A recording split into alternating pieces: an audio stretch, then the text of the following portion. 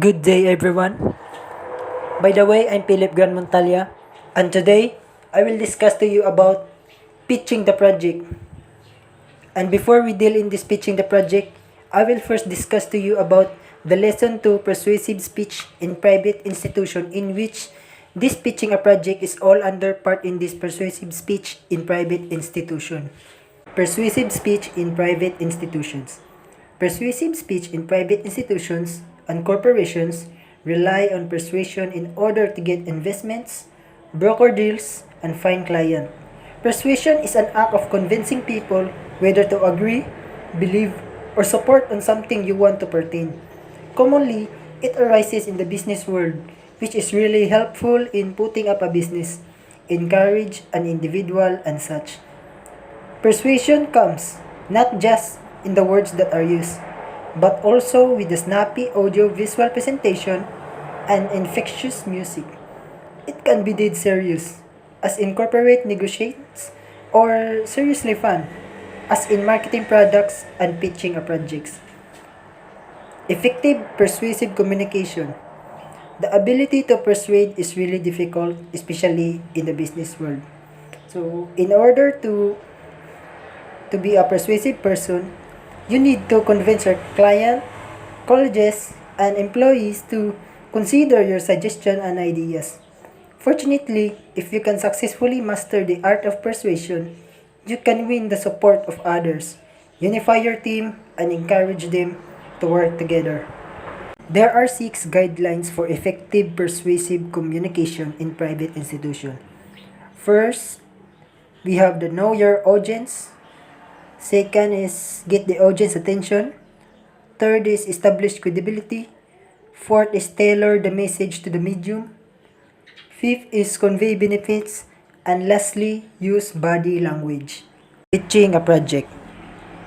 For those who don't know about this, pitching a project is when you go talk to a prospective client and persuade them to work with you. There are usually several teams pitching the same project. You're pitching your ability to do the project right. Nowadays, the internet has created sophisticated platforms for people to pitch their projects so that the people who are interested in helping out can easily invest with a click of a button. The most well-known platform for this is Kickstarter, and the pitches are made by uploading videos to the website. For those who don't know about this Kickstarter, Kickstarter is a funding platform for creative projects. To stay in business, you've got to earn business. That's a given. You have to train your ears to listen to your clients and your eyes to identify gaps or shortcomings in their processes, content, or other areas. Problems they may or may not recognize themselves. And then, you have to pitch your solution.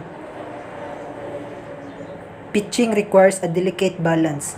You have to be true but not long-winded, convincing but not pushy, well-rehearsed but not rigid, confident but not cocky. There are 7 steps to pitching the perfect project. The first step is to know your client. This is easier if you're pitching a new project to an existing client. But even if you're not, learn all you can. Research, ask questions, listen more than you talk. Research some more. Spend time with them in the field. The better you understand your client inside and out, their goals, audience, obstacles, successes, frustrations, personalities, approaches to a problem solving, the better your odds are of finding the right project. As obvious as it sounds, agencies often skip this all-important step because building and maintaining this type of relationship demands proactive thinking and lots of time. But if you skip it, there's a little chance you'll be able to. The second step is to tie your pitch directly to your client's business goals. They have a need you can satisfy or a problem you can solve. Maybe they know it, maybe they don't. Make the connection clear and make it often. When the IO Studio team pitches ideas for content gathering trips to our National Guard client, we always relate the concept to either a major content need for their website or a specific recruitment goal like STEM. It's a win-win. We boost our chances of scoring meaningful work and they home in on the conversions they need most. The third step is to inject a wow factor. And that doesn't necessarily mean the scale of the project you're pitching. After all, not every solution is a monumental, life-altering one. It could be as simple as a new button on a website or a week's worth of targeted Instagram posts that moves the right dials for your client.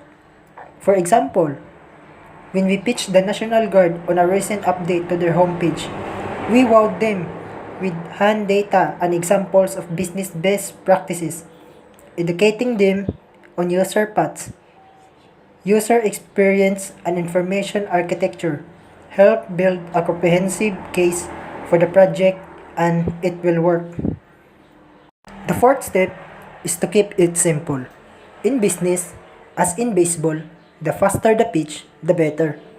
Few people have the time or patience for a long dog and pony show. Edit yourself. Aim to be comprehensive yet concise. Addressing question is usually all it takes. Just like this, what's the need problem? What's the solution? How will you implement it? Why is your team better equipped to solve the problem than your competitors? How will the client benefit? How much will it cost? The fifth step is to consider providing options.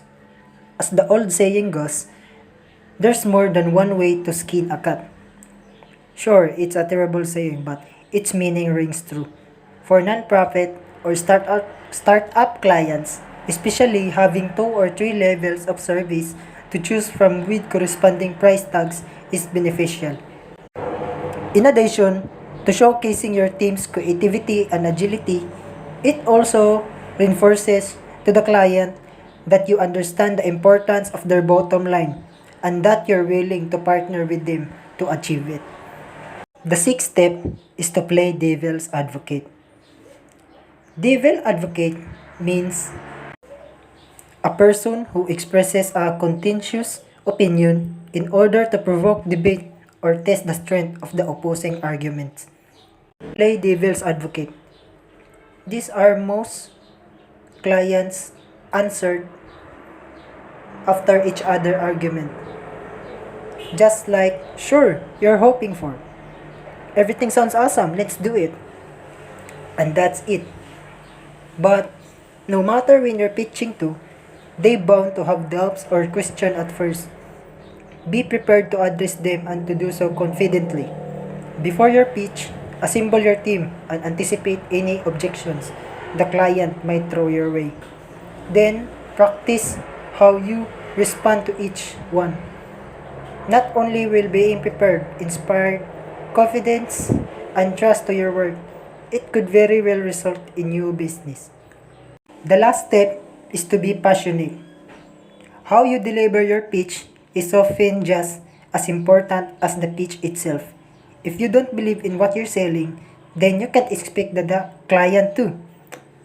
At IO Studio, we've found that the best way to stay excited about our work is to chase meaningful projects and clients committed to making positive impacts on our world. For example, the most well-known platform that is used by the company is the Kickstarter. Kickstarter is the world's largest funding platform for creative projects. It is a home for film, music, art, theater, games, comics, design, photography, and more. It is an American public benefit corporation based in Brooklyn, New York, that maintains a global crowdfunding platform focused on creativity and merchandising. The company's stated mission is to help bring creative projects to life. So the purpose of pitching the project is to well organize and tells the story of your idea not just in facts and figures, but also in human terms. Highlight who will be affected and the impact this project will have on them. Talk about how it will help the people in the room reach their goals. That's all, and once again, good evening.